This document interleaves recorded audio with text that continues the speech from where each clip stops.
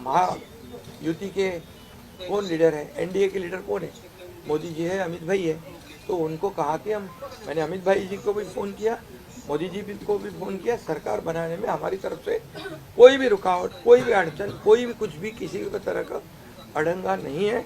आप बेशक आप निर्णय ले लो, उस निर्णय की तामील हो जाएगी, निर्णय की अमल हो जाएगी। महाराष्ट्र में ऐसा न हो कि सभी आस लगाते रह जाएं और प्रदेश को नया मुख्यमंत्री मिल जाए। कुछ ऐसे ही संकेत मिल रहे हैं। दरअसल महायुति गठबंधन के शीर्ष नेताओं ने गुरुवार रात गृह मंत्री अमित शाह के आवास पर उनसे मुलाकात की। बातचीत करीब 3 घंटे चली। सूत्र ने कहा कि बीजेपी को मुख्यमंत्री पद मिलना तय है, लेकिन जातिगत समीकरणों के कारण पूरी तरह आश्वस्त नहीं हुआ है। देवेंद्र फडणवीस ब्राह्मण हैं, जिसकी आबादी प्रदेश में कम है। बीजेपी के पारदर्शन में मराठों के महत्वपूर्ण वर्गों का योगदान है। ऐसा इसलिए क्योंकि भगवा पार्टी के दोनों सहयोगी दलों में मराठा नेता हैं। यदि इस बात को ध्यान में रखकर सीएम का चुनाव किया जाता है तो पार्टी नेतृत्व नया चेहरा प्रदेश को दे सकता है।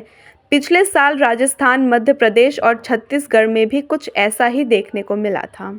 हालांकि कुछ अन्य बीजेपी सूत्रों ने कहा कि यह संभावना नहीं है कि नेतृत्व कोई चौंकाने वाला फैसला करेगा। ऐसा क्योंकि विधानसभा चुनाव में उसके सहयोगी भी मजबूत होकर उभरे हैं।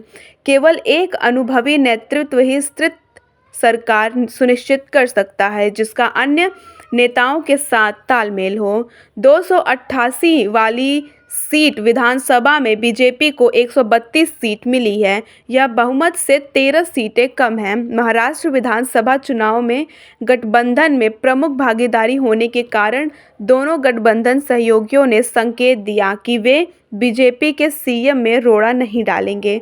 एकनाथ शिंदे ने एक प्रेस कॉन्फ्रेंस में कहा कि उन्हें इससे कोई दिक्कत नहीं है। महाराष्ट्र एनसीपी प्रमुख सुनील तटकरे ने द इंडियन एक्सप्रेस को बताया कि अजीत पवार सीएम पद की दौड़ में नहीं हैं।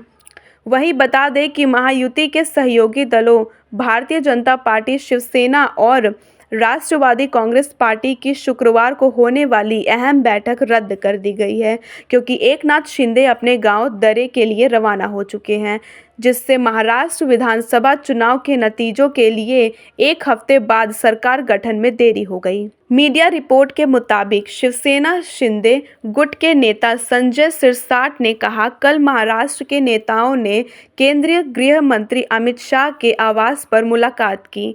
पीएम मोदी और अमित शाह तय करेंगे कि महाराष्ट्र का अगला मुख्यमंत्री कौन होगा। शनिवार रात तक महाराष्ट्र के सीएम का नया नाम घोषित कर दिया जाएगा। मुझे जानकारी है कि शपथ ग्रहण समारोह 2 दिसंबर को होगा। एकनाथ शिंदे दिल्ली नहीं जाएंगे। उन्हें दिल्ली की राजनीति से ज़्यादा महाराष्ट्र की राजनीति में दिलचस्पी है। सूत्रों के मुताबिक मुख्यमंत्री पद के लिए देवेंद्र फडणवीस का नाम लगभग तय है। चर्चा ये भी है कि क्या राजस्थान और मध्य प्रदेश की तरह बीजेपी सरप्राइज दे सकती है। तो दोस्तों, इन सब के बीच ये सस्पेंस अभी भी बरकरार है कि एकनाथ शिंदे महाराष्ट्र के डिप्टी बनेंगे या फिर उन्हें केंद्र में कोई बड़ी जिम्मेदारी दी जाएगी।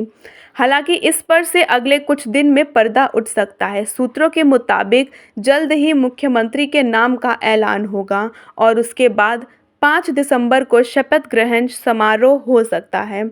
हालांकि इसको लेकर अभी कोई आधिकारिक बयान सामने नहीं आया है। मैं चाहता हूं कि अभी हमारी जिम्मेदारी बढ़ गई है, अभी हमारी जिम्मेदारी और बढ़ गई है, और इसलिए मैं ये कहूँगा कि 2.5 साल का जो कार्यकाल है, कम समय 2.5 साल का है, लेकिन काम हम मेरे ख्याल से 10 साल का काम किया है। इतनी योजनाएं, इतने सब स्कीम्स है, इतने प्रकल्प है, इतने आगे बढ़ाने का काम किया है। दिन रात मेहनत करके हमने किया है, दिन रात। पूरे इलेक्शन में तो छोड़ो, लेकिन जब से हम सरकार में बैठ गए, मुख्यमंत्री के जिम्मेदारी मुझे मिली, तब से मुझे लगता नहीं कि मैं एक भी दिन छुट्टी ली। यहाँ भी गया, वहाँ काम किया, और इसलिए ये सभी लोगों ने मेहनत कर इतना बड़ा काम करने के बाद इतनी बड़ी जीत हासिल की है। और इसमें केंद्र सरकार का बहुत बड़ा योगदान रहा है। एक कॉमन मैन, हर एक को लगता था कि ये अपना आदमी है, ये अपना मुख्यमंत्री है, और ये मेरी जो पहचान बन गई है लाडला भाई, ये सब पदों से क्या बोलते हैं उससे ऊपर है। और इसके लिए इसलिए मैं खुद को भाग्यवान समझता हूँ। और आप लोगों ने देखा है कि 2-4 रोज से ऐसी चर्चाएं है, कोई नाराज है, कोई बैठा है घर में। हम नाराज बिराज होने वाले लोग नहीं हैं, हम लोग लड़ने वाले लोग हैं, लड़कर काम करने वाले लोग हैं, लोगों के जीवन में बदलाव लाने वाले लोग हैं। इसलिए अभी जो विक्ट्री हासिल हुई है, इससे हमारी और जिम्मेदारी बढ़ गई है। इसलिए महायुति और तेजी से काम करेगी और केंद्र सरकार और राज्य सरकार मिलकर बहुत आगे बढ़ेंगे और निश्चित रूप से इस महायुति की सरकार स्थापित होगी।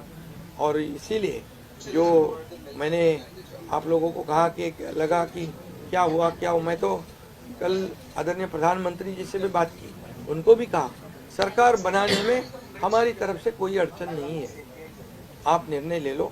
जैसे आपके भारतीय जनता पार्टी को आपका निर्णय अंतिम रहता है, हम भी महायुति के कौन लीडर है, एनडीए के लीडर कौन है, मोदी जी है, अमित भाई है। तो उनको कहा कि मैंने अमित भाई जी को भी फ़ोन किया, मोदी जी को भी फ़ोन किया, सरकार बनाने में हमारी तरफ से कोई भी रुकावट, कोई भी अड़चन, कोई भी कुछ भी किसी भी तरह का अड़ंगा नहीं है। आप बेशक आप निर्णय ले लो, उस निर्णय की तामील हो जाएगी, निर्णय की अमल हो जाएगी। और मैं आज आप सबको कहता हूँ कि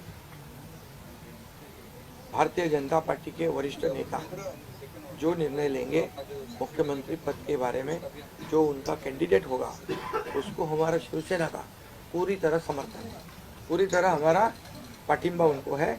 ये आपको बताने के लिए मैंने। बाकी महाराष्ट्र की महाभारत पर आपकी क्या राय है, इस पर हमें कमेंट करके ज़रूर बताएं। और हमारे चैनल को अभी तक सब्सक्राइब नहीं किया तो जल्दी बटन दबाएं, क्योंकि खबर के हर चौराहे पर पोस्टमैन मिलेगा आपको सत्य के संदेश के साथ। जय हिंद, जय भारत।